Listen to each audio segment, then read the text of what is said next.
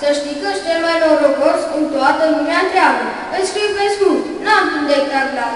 Cu stimă nepoțelul dumitare. Bunicuța mea, anii au trecut, părul ți-e de nea și noi am crescut.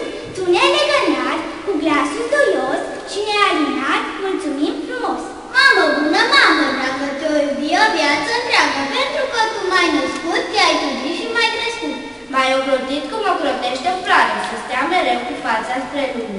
M-ai apărat de foc de ger de tine și mi-ai făcut din vis o sărbătoare. Și câte note stat în priveghere și când m-a încercat o boală ori necază, mi-ai mângâiat cu dragoste obrază.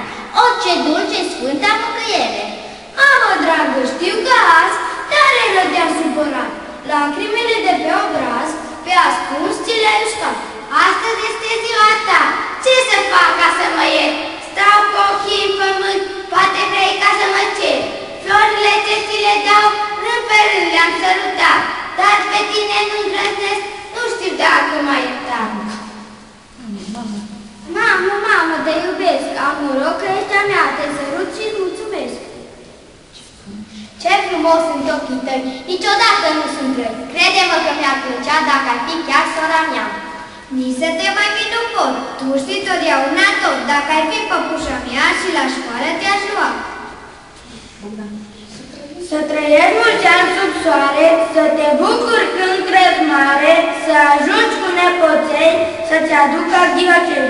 Astăzi o moarte să fie, numai plâns și veselie.